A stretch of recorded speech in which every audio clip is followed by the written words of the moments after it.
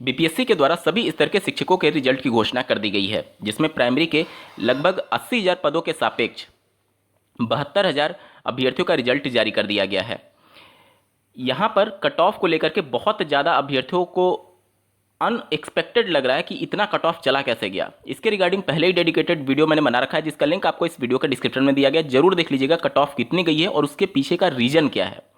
साथ ही साथ अभ्यर्थियों को एक प्रश्न उनके मन में बार बार उठ रहा है कि क्या सेकंड लिस्ट आएगी, क्या वेटिंग लिस्ट आएगी। इसके रिगार्डिंग डिटेल में बात करेंगे, अंत तक जुड़े रहिएगा। नमस्कार दोस्तों, मेरा नाम है नीरज, आप देख रहे हैं कैरियर बिट यूट्यूब चैनल। अगर आप इस चैनल पर पहली बार विजिट कर रहे हैं तो इसको सब्सक्राइब करते हुए बेल आइकन को प्रेस करना ना भूलें। स्क्रीन पर आप एक आर्टिकल देख पा रहे होंगे, आयोग सभी वर्गों की प्रतीक्षा सूची भी करेगा तैयार। यहाँ पर आयोग अपनी तरफ से इंफॉर्मेशन रखा हुआ है कि कितने अभी बच्चे सेलेक्ट होना बाकी हैं और उनका कट ऑफ डाउन करके वो सब मेरिट लिस्ट और ये सभी चीज़ों को तैयार करने के लिए प्रतिबद्ध है। और उन्होंने प्रेस कॉन्फ्रेंस में भी इसके बारे में सूचना दी थी। बीपीएससी के जो चेयरमैन हैं उन्होंने साफ कहा था कि हमारे पास सभी आंकड़े हैं और अगर राज्य सरकार हमें निर्देशित करती है तो हम इसके लिए सेकंड लिस्ट जारी करेंगे। मतलब कि ये राज्य सरकार के ऊपर डिपेंड करेगा, शिक्षा विभाग के ऊपर डिपेंड करेगा, शिक्षा विभाग के अपर मुख्य सचिव के ऊपर डिपेंड करेगा कि वह इस प्रकार का आदेश देते हैं अथवा नहीं। देखिए, दो विकल्प है, या तो जो सेकंड लिस्ट है, वेटिंग लिस्ट, उसको जारी किया जाए राज्य सरकार के द्वारा, या फिर जो पद बच रहे हैं उसको कैरी फॉरवर्ड कर दिया जाए। अब जैसे जो नोटिफिकेशन जारी हुआ था उसमें ये बातें मेंशन की गई थी कि अगर एक ही कैंडिडेट है, मान लीजिए एक ही कैंडिडेट है, वो बीएड भी किया हुआ है और डीएलएड भी किया हुआ है, तो वो तीनों पद के लिए पात्र है, उच्च माध्यमिक, माध्यमिक और प्राइमरी। अगर वो सब एलिजिबिलिटी रखता है और तीनों जगह आवेदन करता है तो उनका क्या किया गया कि नोटिफिकेशन में ये बात मेंशन की गई थी कि उनसे प्रेफरेंस मांगा गया था, पहले उच्च माध्यमिक, फिर माध्यमिक, फिर प्राइमरी।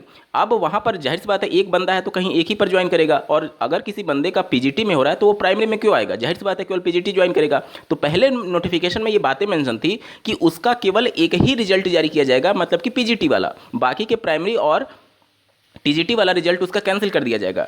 लेकिन आयोग ने अपने रिजल्ट में उस अभ्यर्थी के तीनों स्तर के शिक्षकों के रिजल्ट की घोषणा की है, मतलब एक ही बंदा है और तीनों जगह उसका नाम है। अब ऐसे कैंडिडेट की संख्या कम होगी जो कि बीएड भी होंगे और डीएलएड भी होंगे और तीनों स्तर क्वालिफाई किए होंगे, लेकिन कुछ तो कुछ होगी। ठीक है, यहाँ पर आयोग का ये तर्क था कि मान लीजिए कोई एक कैंडिडेट है, अगर किसी कारणवश अगर उसका डॉक्यूमेंट वेरिफिकेशन या फिर कुछ चीज़ें उसकी डॉक्यूमेंट गलत होती है, तो अगर मान लीजिए कि हम केवल एक ही रिजल्ट निकालते केवल पीजीटी में, तो उसका चयन मान लीजिए वहां से निरस्त होता तो बाकी वो पूरी शिक्षक भर्ती से बाहर हो जाता है। इसीलिए हमने तीनों जगह उसका रिजल्ट दिया हुआ है।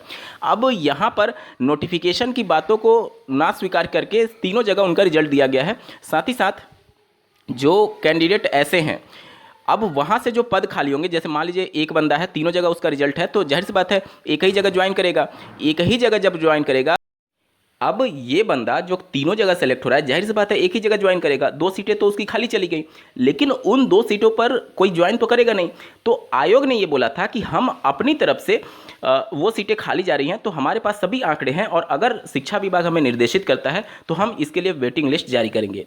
तो पहला तो ये हो सकता है कि वेटिंग लिस्ट जारी कर दिया जाए, लेकिन आप ये भी देखिए कि शिक्षा विभाग दूसरी शिक्षक भर्ती का नोटिफिकेशन इसी महीने जारी करने की बात कर रहा है। या तो बहुत ज़्यादा अगर लेट हुआ तो 2 नवंबर को जब नियुक्ति पत्र दिया जा रहा है, तो मोस्ट प्रोबेबल है कि 2 नवंबर के बाद नोटिफिकेशन जारी कर दिया जाए। तो अगर नोटिफिकेशन जारी होता है तो जाहिर सी बात है यही कैंडिडेट जो वेटिंग लिस्ट में होते वो उसमें भी आवेदन करेंगे।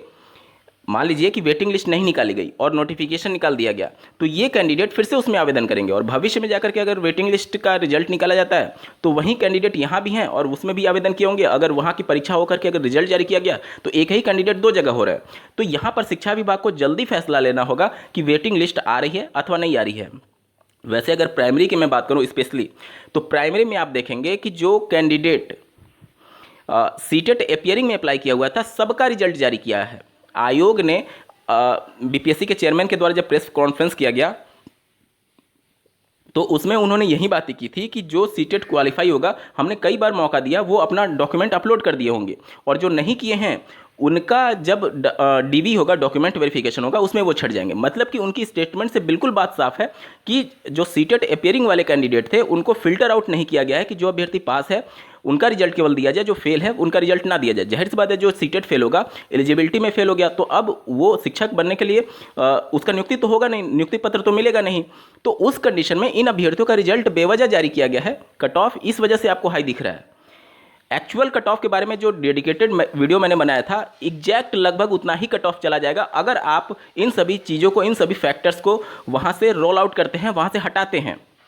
क्योंकि 3 कंडीशन मैंने आपको बताई थी। पहला कि अगर जो सीटेट अपेयरिंग वाला मैटर है उसको मैंने उस कट ऑफ वाले वीडियो में माइनस किया था, जबकि जो शिक्षा विभाग है और बीपीएससी है उन्होंने अपेयरिंग वाले मैटर को माइनस नहीं किया है, सबका रिजल्ट दिया है। दूसरा मैंने आपको बताया था नियोजित शिक्षक वाला मामला।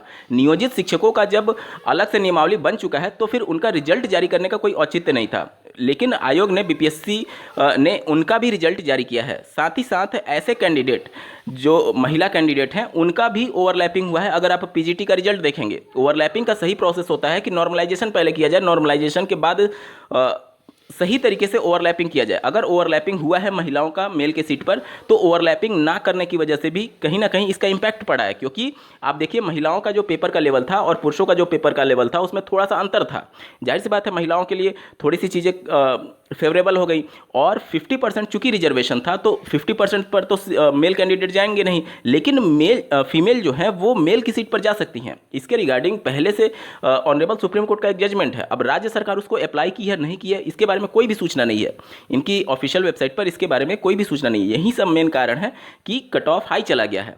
अब यहाँ पर सबसे बड़ी बात यह है कि वेटिंग लिस्ट आएगी या नहीं, ये राज्य सरकार का विषय है। आप सब शिक्षा विभाग में, राज्य सरकार में जाकर के ज्ञापन दे सकते हैं कि सेकंड जो नोटिफिकेशन है, मतलब कि अगली भर्ती का नोटिफिकेशन है, उसके पहले आप वेटिंग लिस्ट जारी कर दीजिए। इसका वेटिंग लिस्ट जारी करिए। और एक तो आयोग जल्दी रिजल्ट जारी करने के चक्कर में, ये सीटेट अपेयरिंग वाला मैटर ऐसा था कि पहले ही इनको फिल्टर आउट करना चाहिए था। बाकी के मैटर तो चलिए ठीक है, एक बार कंसीडर किया जा सकता है, लेकिन सीटेट में जो फेल है उसका रिजल्ट आप क्यों जारी कर रहे हैं? वो बेवजह कट ऑफ को हाई करने वाला मैटर है। ठीक है, उम्मीद करता हूँ आप सभी के डाउट क्लियर हो गए होंगे। इस वीडियो को देखने के लिए आपका बहुत बहुत धन्यवाद। भगवान करे आपका दिन शुभ हो।